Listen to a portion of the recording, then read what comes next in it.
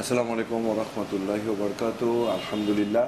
বলে পরীক্ষায় ফেল করবা, পরীক্ষার হলে কি প্রশ্ন আসবে তুমি লেখাপড়া করে চেষ্টা করছো, এটাও আমি বিশ্বাস করি। কিন্তু রেজাল্টের পরে দেখা গেল যে তোমার যা চেষ্টা করছো সেটার সঙ্গে মিলেনি দেখে তুমি ফেল করছো। ছিল ভয় পেও না, ফেল করছো তো কী হয়েছে, একবার না পারিলে দেখো শতবার বলছে না। ফেল এখানে করতেই পারে, কিন্তু আমরা পাস ফেলের মানদণ্ড সার্টিফিকেটের ভিতরে নিব না, আচরণের ভিতরে নিব। সেই সন্তান যদি আচরণে সুন্দর হয়, মানুষ যদি তাকে সুন্দর বলে, আপনার সন্তান হিসেবেও তাকে সুন্দর বলেন, কিন্তু আজকে ফেলের কারণে তার সঙ্গে আমরা যে ব্যবহারটা করি, এই ব্যবহার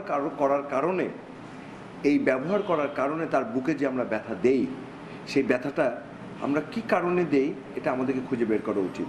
এটা কি আমার ততটুকু অধিকার আছে, নাকি আমার মানুষের কাছে মান-ইজ্জত চলে যাবে এর জন্য ওকে বকাবকি করতেছি। মানুষের কাছে মান-ইজ্জত চলে যাবে এটা ঠিক কথা, কিন্তু সেই মানুষটাও যদি বুঝতাম আমরা যে সবার মেধা এক না, আর সবাই একরকম রেজাল্ট করবে না, কারণ এটা যিনি আমাদেরকে সৃষ্টি করেছেন উনি আমাদেরকে এই কথাটা জানিয়েও দিয়েছেন। যার জন্য আমরা সবাই যদি ডাক্তার ইঞ্জিনিয়ার হয়ে যেতাম, তাহলে পৃথিবীর অবস্থা চিন্তা করে দেখছেন। আর আপনারা যদি চান, আমি হেসে হেসে বলতেছি, সবাইকে ডাক্তার ইঞ্জিনিয়ার বানিয়ে দেবো, কিন্তু 6 মাস পরে কেউ আমার কাছে আসতে পারবেন না। এই জন্যে যে কারণ নাপিত পাবেন না, মুচি পাবেন না, কাপড় বানানোর দর্জি পাবেন না, অবস্থাটা কী হবে চিন্তা করছেন। তার মানে আমরা সবাই মিলে সমাজ, কে কী হবে আল্লাহ ভালো জানেন, কিন্তু আমরা কারোর সঙ্গে খারাপ ব্যবহার করব না। আর বাচ্চারা যদি কোনো ভুল করে, আর বাচ্চারা তোমরাও যদি ভুল করো, এই ফেলের অর্থ এই নয় যে আমার জীবনের সব লেখা এখানে শেষ হয়ে গেছে। আমার কিন্তু আরেকটা নতুন পৃষ্ঠা আছে যেখানে আমি নতুন করে লিখবো।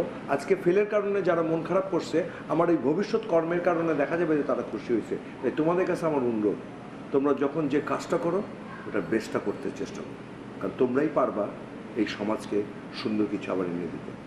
ধন্যবাদ সবাইকে।